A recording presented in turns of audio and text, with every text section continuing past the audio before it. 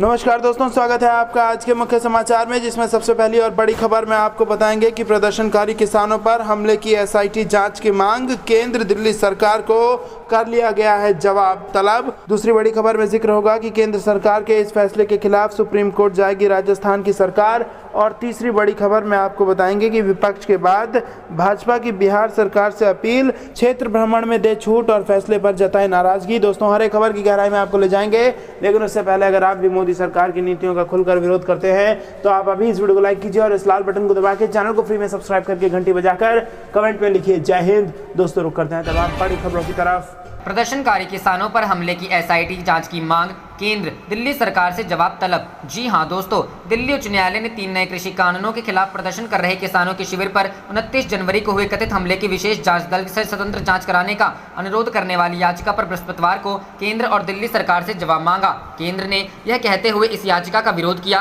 कि यह गलत मंशा पर आधारित है तथा स्वतंत्र एसआईटी जाँच अवांछनीय है। लेकिन न्यायमूर्ति मुक्ता गुप्ता ने केंद्रीय गृह मंत्रालय, दिल्ली सरकार के गृह विभाग और अलीपुर थाने को नोटिस जारी किया और उनसे याचिका पर अपना रुख स्पष्ट करने को कहा।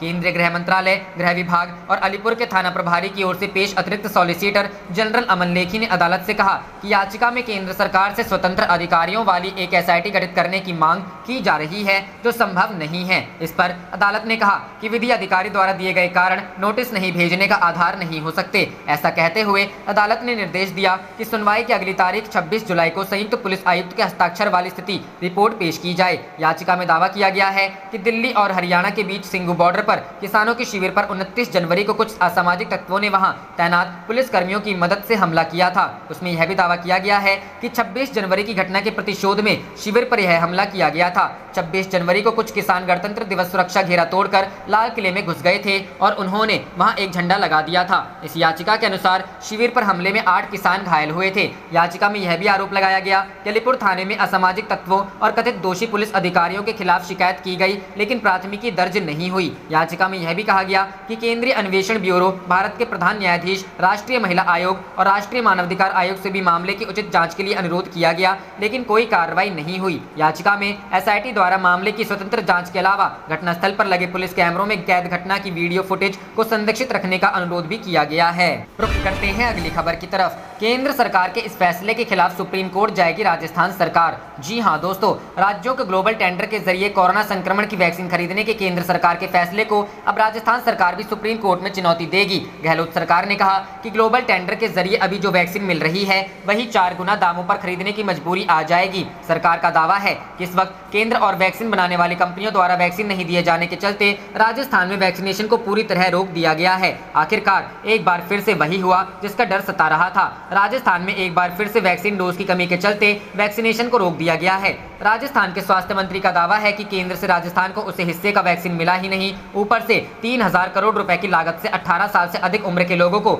जो वैक्सीन राजस्थान सरकार खरीद कर लगा रही थी, वह भी एडवांस रुपए जारी करने के बावजूद भी वैक्सीन बनाने वाली कंपनियां वक्त पर नहीं दे पा रही हैं। वैक्सीन खरीदने के ग्लोबल टेंडर की प्रक्रिया पर सवाल उठाते हुए गहलोत सरकार की ओर से कहा गया कि इसके बाद जो भारतीय कंपनियां वैक्सीन दे रही थी वह भी इसमें शामिल हो रही है, जिसके चलते अब मिल रही वैक्सीन को ग्लोबल टेंडर के जरिए 4 गुना दामों पर खरीदना पड़ेगा। सरकार की माने तो अलग अलग देशों के दूतावासों के माध्यम से विदेश मंत्रालय वैक्सीन खरीदने का काम बेहतर तरीके से कर सकता है, लेकिन केंद्र सरकार इसे लेकर सोच ही नहीं रही है। ऐसे में अब राजस्थान सरकार भी ग्लोबल टेंडर के जरिए ही सही, लेकिन सबको वैक्सीन खरीद कर देने के निर्देश देने के लिए सुप्रीम कोर्ट में याचिका दायर करे। रुख करते हैं अगली खबर की तरफ। विपक्ष के बाद बीजेपी की बिहार सरकार से अपील, क्षेत्र भ्रमण में दे छूट, फैसले पर जताई नाराजगी। जी हां दोस्तों, बिहार के मुख्यमंत्री नीतीश कुमार ने कोरोना वायरस के मद्देनजर मंत्रियों के क्षेत्र भ्रमण पर रोक लगाई हुई है। इससे जनप्रतिनिधि अपने क्षेत्र में भ्रमण नहीं कर पा रहे हैं। इसी बीच बीजेपी विधायकों ने सरकार के इस फैसले पर नाराजगी जताई है। अब बीजेपी विधायक अरुण सिन्हा ने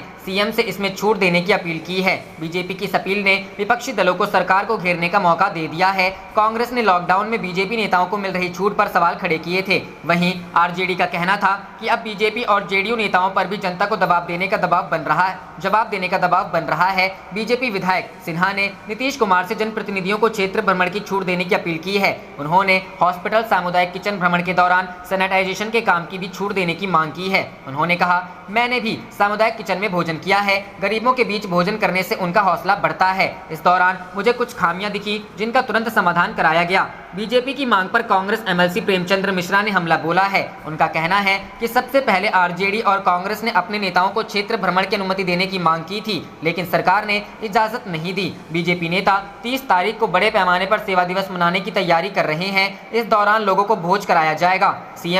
सीएम से अनुरोध है कि इस पर रोक लगाई जाए। रुख करते हैं अगली खबर की तरफ। बिहार में यात्रियों का टोटा, 8 ट्रेनें अनिश्चित काल तक के लिए रद्द, दर्जन भर से ज्यादा हवाई जहाज भी रहे कैंसिल। जी हां दोस्तों, यात्रियों की कमी की वजह से बिहार में ट्रेनों और फ्लाइट को कैंसिल किया जा रहा है। कोरोना संक्रमण के चलते राज्य में लॉकडाउन है। इसके कारण कई ट्रेनों को पैसेंजर नहीं मिल रहे हैं, जबकि यात्रियों की कमी की वजह से लगातार फ्लाइट को भी कैंसिल किया जा रहा है। 8 ट्रेनों के परिचालन पर पड़ा असर। रेलवे ने 27 मई से 8 स्पेशल ट्रेनों के परिचालन को अनिश्चित काल तक के लिए रद्द कर दिया है। पूर्व मध्य रेल के मुख्य जनसंपर्क अधिकारी राजेश कुमार की ओर से मिली जानकारी के मुताबिक जिन ट्रेनों को रद्द किया गया है उसमें दानापुर और राजगीर से चलने वाली 2 जोड़ी एक्सप्रेस स्पेशल और पटना और सासाराम से चलने वाली 2 जोड़ी मेमू पैसेंजर स्पेशल ट्रेन शामिल है। रुख करते हैं अगली खबर की तरफ। देख तेरे अस्पताल की हालत क्या हो गई सरकार। औरंगाबाद में स्वास्थ्य केंद्र बाहर से फिट और अंदर से बीमार। जी हां दोस्तों, कोरोना की दूसरी लहर में बिहार की स्वास्थ्य व्यवस्था से पर्दा भी उठ रहा है। ताजा मामला औरंगाबाद जिले का है, जहां का उप स्वास्थ्य केंद्र बाहर से तो फिट दिखता है लेकिन अंदर से बहुत बीमार। ये स्वास्थ्य केंद्र औरंगाबाद जिले के ओबरा प्रखंड के करसांव में है। करसांव के उप स्वास्थ्य केंद्र को राष्ट्रीय ग्रामीण स्वास्थ्य मिशन NRHM के तहत हेल्थ एंड वेलनेस सेंटर बना दिया गया है, लेकिन बाहर से चकाचक होने के बाद भी ये पिछले 3 सालों से बंद है। इस अस्पताल में डॉक्टर भी नहीं आते।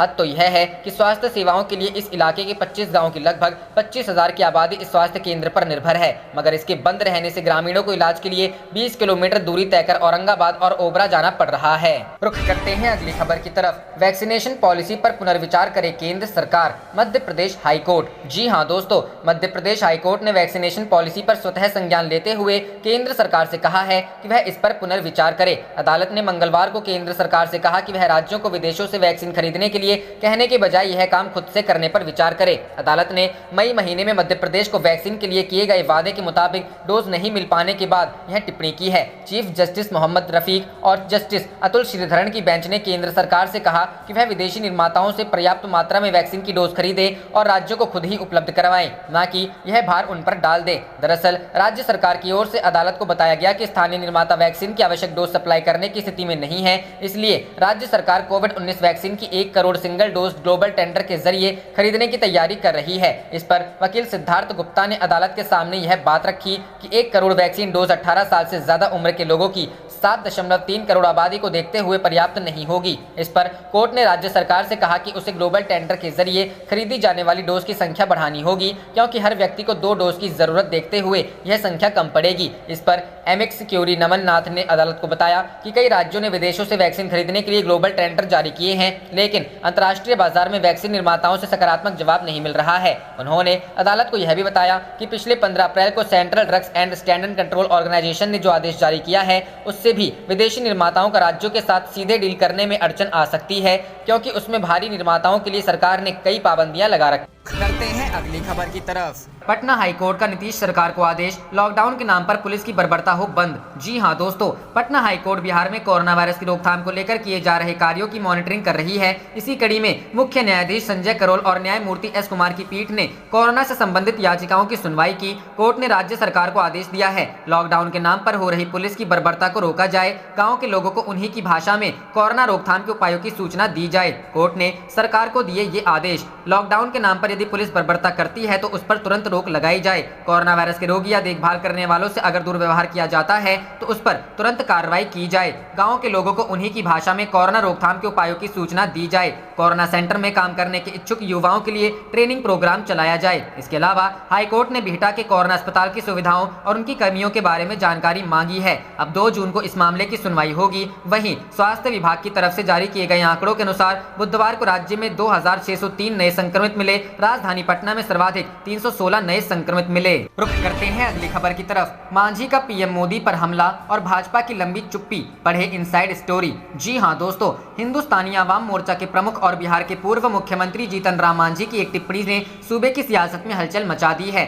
उन्होंने कोरोना वायरस के वैक्सीन सर्टिफिकेट पर प्रधानमंत्री नरेंद्र मोदी की तस्वीर को लेकर आपत्ति दर्ज करते हुए कहा था कि जब वैक्सीनेशन सर्टिफिकेट पर प्रधानमंत्री की तस्वीर है तो कोरोना से मरने वालों के डेथ सर्टिफिकेट पर भी उनकी तस्वीर लगाई जानी चाहिए। खास बात यह है कि पीएम मोदी पर हर छोटे बड़े हमले पर आसमान सिर पर उठा विरोधियों को कोसने वाली बीजेपी इस बार मांझी के बड़े हमले पर खामोश है। आप देख रहे थे आपका अपना चैनल जय हिंद जय भारत।